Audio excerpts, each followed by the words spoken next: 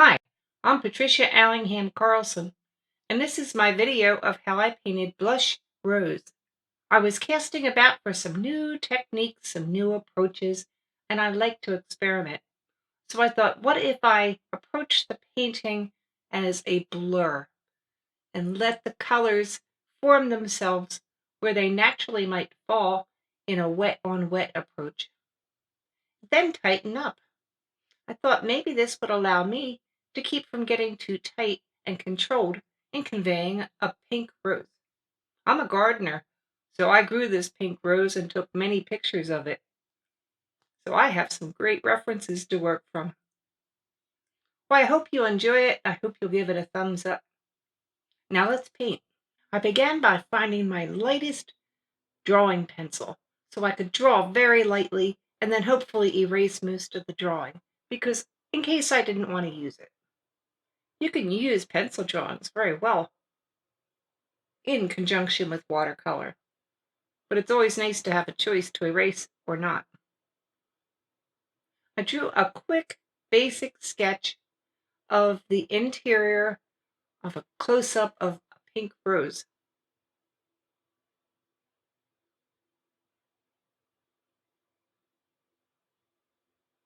I wanted it to be just dark enough to see, but not so dark that it dictated exactly where it was going. I wanted to allow myself the freedom to lose edges and find edges and grow as the painting grew. As you know, a rose's petals get larger as you move outward from the center being very tightly curled up together, and the largest petals on the outside. So this was how I approached my drawing.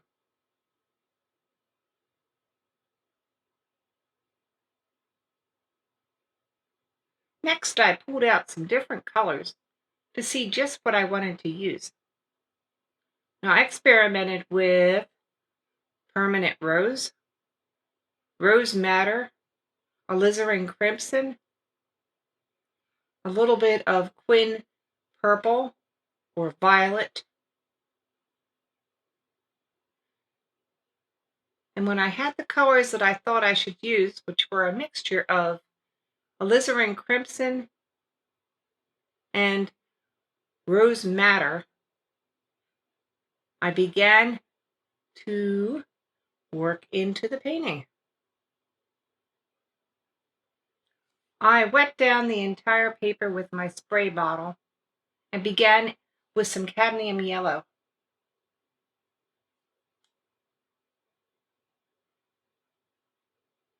This pink rose had some touches of cadmium or of some yellows, where the center was glowing through the pink colors.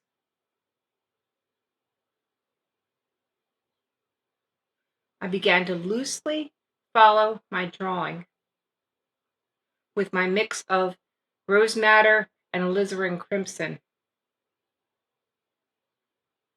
And where you see the lavenders come in, I've mixed in some ultramarine blue to that color.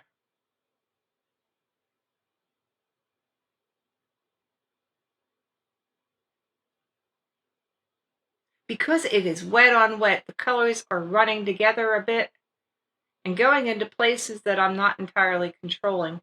And that was just my intention, to keep things soft.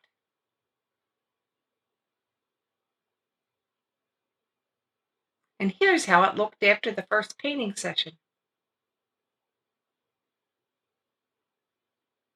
Boy, did I have fun in that session. Now I'm going into shape a little bit with the shadows.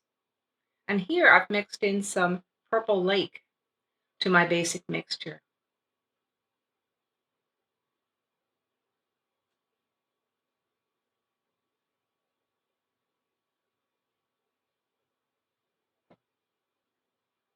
Anywhere I see a hint of violet or blue, I am putting in my ultramarine blue. And anywhere I see a hint of the gold center glowing outward, I'm putting in my yellows.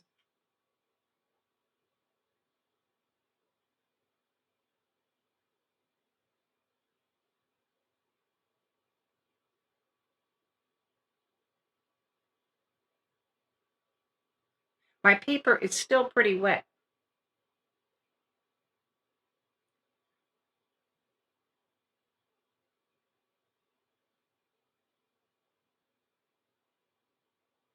But the more the form of the rose began to emerge, the more it told me which ways to follow. Working the next day, everything is now dry.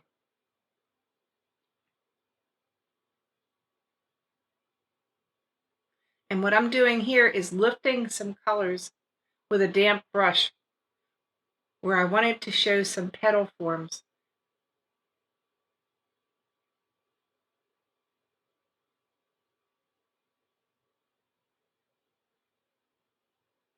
I've noticed that the edges of the petals on many roses, and this one for sure, are the palest part of the rose. So I'm just lifting color off the edge to let it emerge from the colors in the background.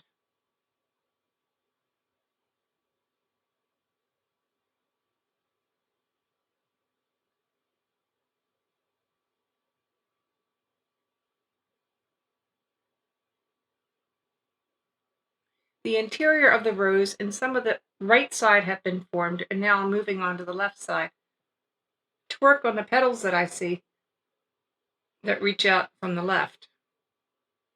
I'm starting very, very soft in color, knowing that I can build the colors up to make them more formed and more dominant, but I wanted the feeling of softness, and that was important to me to convey because this pink rose was so very soft looking in my photograph.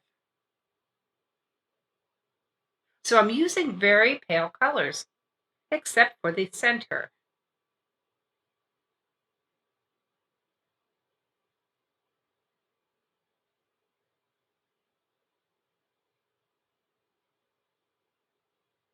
As I put a color down, I then bring in some water and soften the edges of the color that I just painted.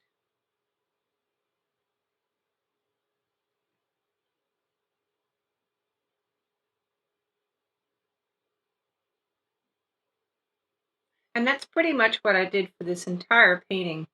Add a little color, soften the edges, over and over again, working outward from the center to the petals on the exterior.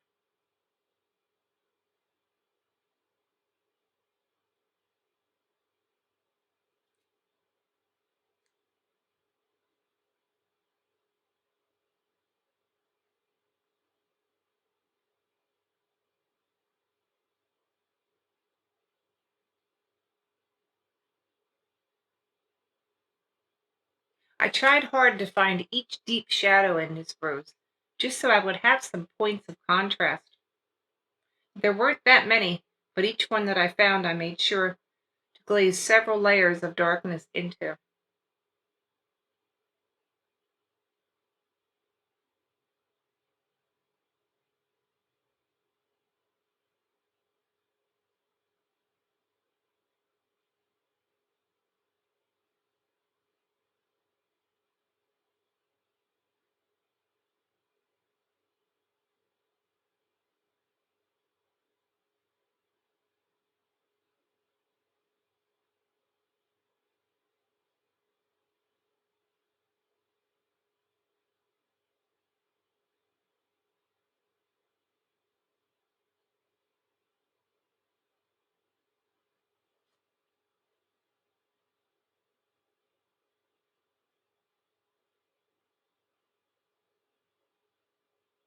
I brought some strong alizarin crimsons into the center,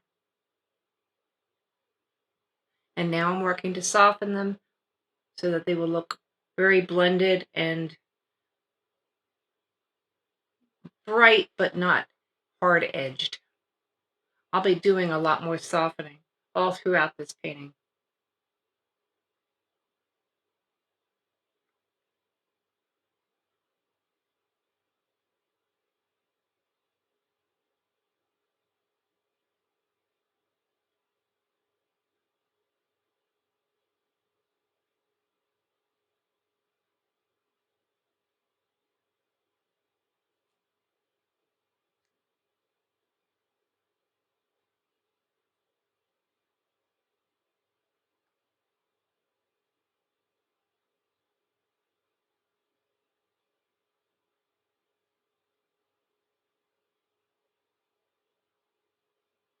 Some of the petals had a fairly strong shadow on them from the angle of the sunlight and catching the shadows from the petals just around them.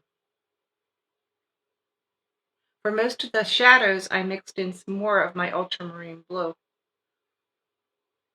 And in many cases, I'm also using permanent pink mixed in.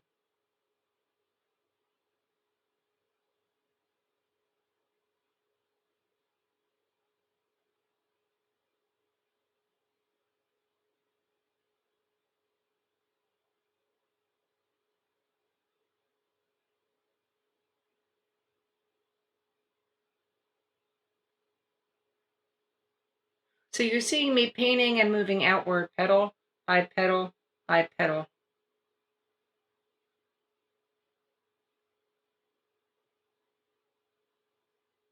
And it took such a long time, and it was so relaxing to do. The colors were so gentle on the eye.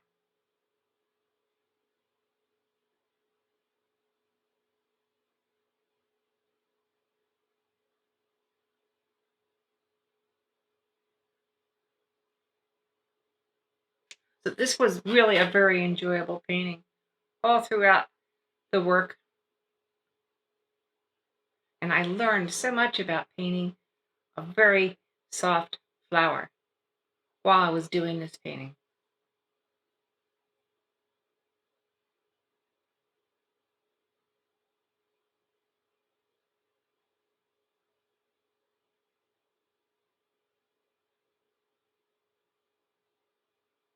Every time you see the paper towel come in, after I paint a little bit, it means I've painted some water and then I'm softening the edge. So the color will remain strong in the shadowed or recessed area, but fade lightly and more pale as it moves into a curved or outside area.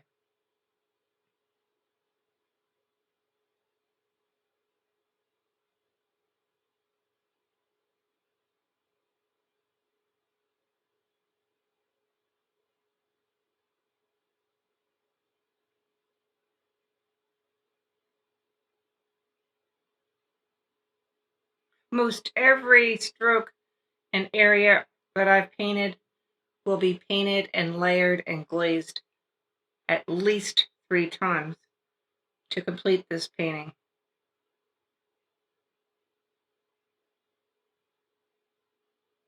And that approach taught me to work very slowly and to build up the color very controlled and slowly as I formed the rose.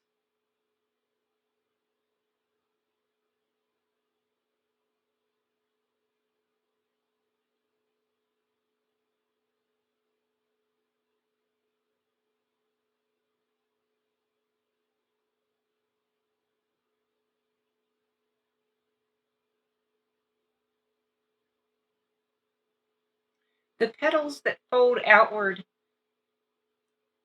and have some convoluted directions going on, I painted lines in to show exactly where it was folding outward and where it was folding inward. And then for almost each line, I've softened the lines. So they remain, but they're faint. And I think you can see that in the area I'm working right now. So the eye is led to see the fold of the petal, but it's not all spelled out with hard lines. This is something I'm discovering as I paint more flowers and try to grow as an artist.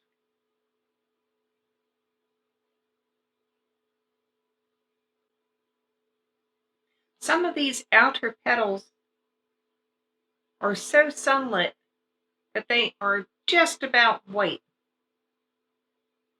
In order to make them stand out against the rest of the petals, I have to add some shadows at the edges or on the petal just above it, because otherwise the white will have no form at all. But at the same time, I wanted to leave those white areas. They were in my photograph and they just looked so perfect and delicate.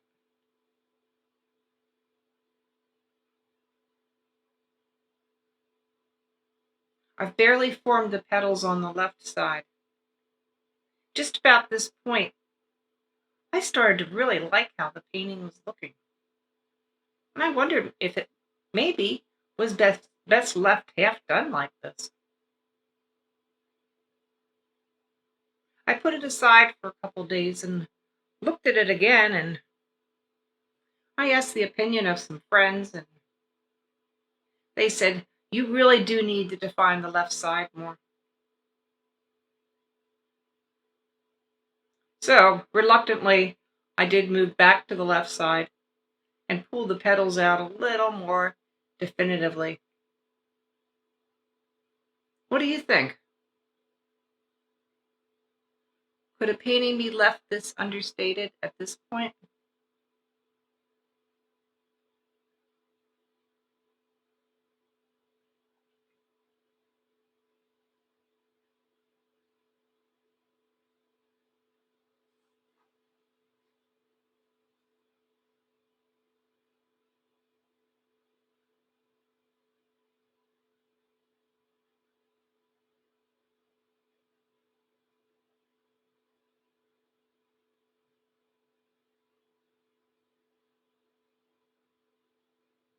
Meanwhile, you see me building up my glazes of color in my dark areas.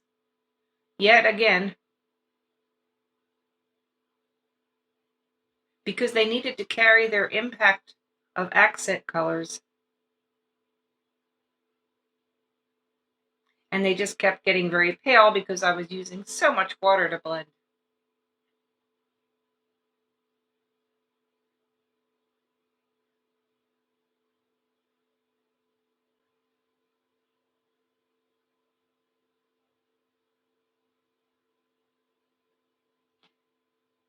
Moving back to the outer petals on the left. Just how much do I want to define? And how much do I want to leave understated? I keep getting drawn back to the center of the flower each time I meander to the left. So you could see that I'm reluctant to develop the left at all.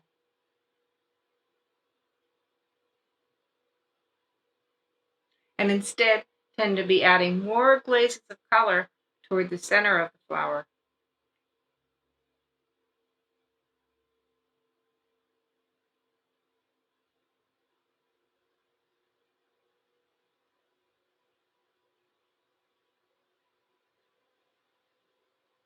Did you ever do that?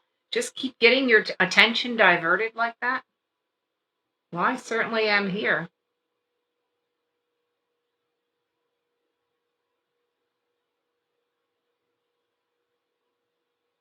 I didn't want to get too dark on the left, where it was so brilliantly lit up by the sun, and yet I needed to show more edges. So very softly I began to paint in the colors that I wanted to show, realizing I couldn't leave everything be white because then there would be no definition at all. So I'm carefully adding some edges and some interior shades and shadows.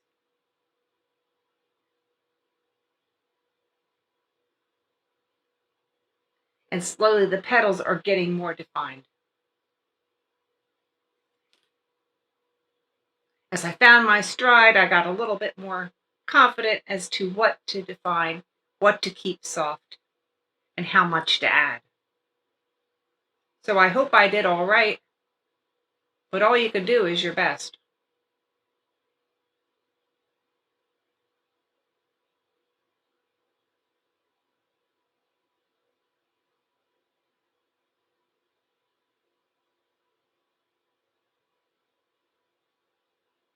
As I paint and I take little breaks here and there, I do step away from the work and say what's working, what needs more. And that's looking at it from across the room instead of right there painting it from a foot away or 2 feet away.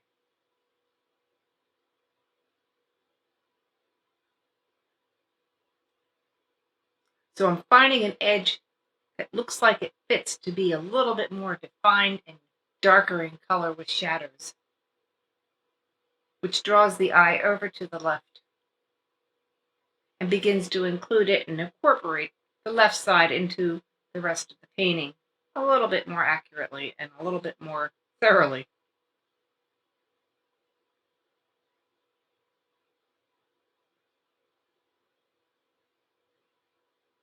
But it still needs more definition on that left side. So I gently put in some soft outlining on the outer petal edges. And then, of course, I soften them with water so they aren't lines at all, but rather shades.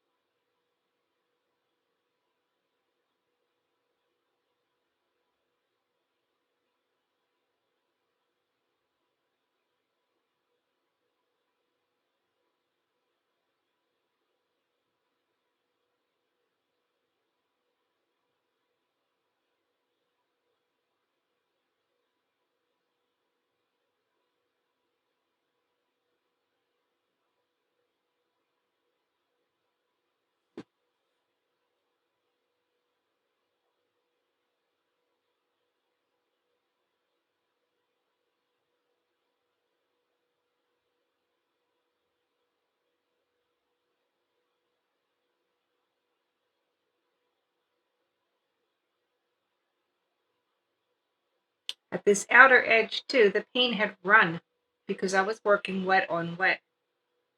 But I left all those runs in the painting. I let them blur on out, just to find within them.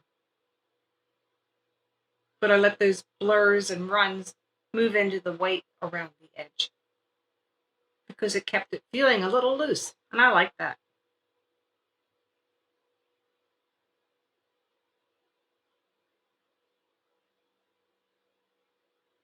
I'm enhancing my yellows and my golds around the painting too, because I think it warms it up and makes the color of the rose look happier and brighter. So anywhere there's an opportunity for me to add a little bit of gold, I'm exaggerating it a little bit. What's there?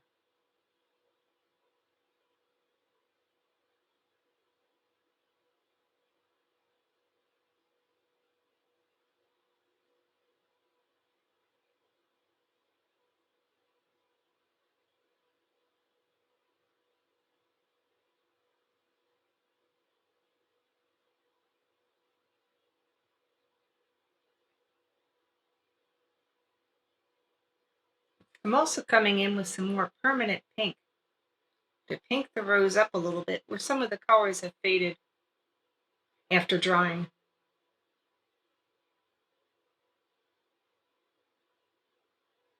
These are really subtle touches. And it's part of what takes so long to actually finish your painting, is deciding where to put them and where not to put them.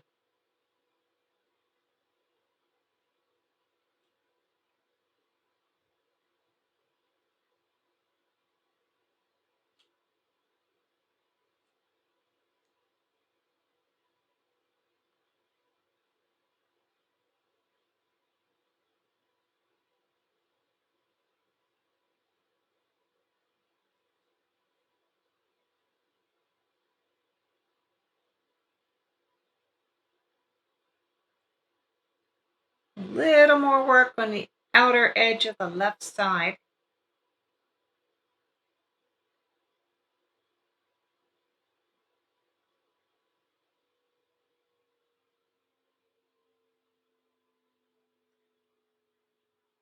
Then I go back in and erase those faint lines that were made with my pencil because they did not feel necessary. I did sign this painting, and then it was done. I hope you enjoyed my video, how I painted Blush Rose. Really helps me if you'll give me a like, thumbs up, if you'll ring the bell, if you'll subscribe, and your comments are also helpful to me. There's some links below that you can click on to check out my products that I make, products that I use when I paint, my blog, my art page on Facebook. I'm sure that you could find some things that might be of interest or help to you. Thanks for watching. I'll see you next painting.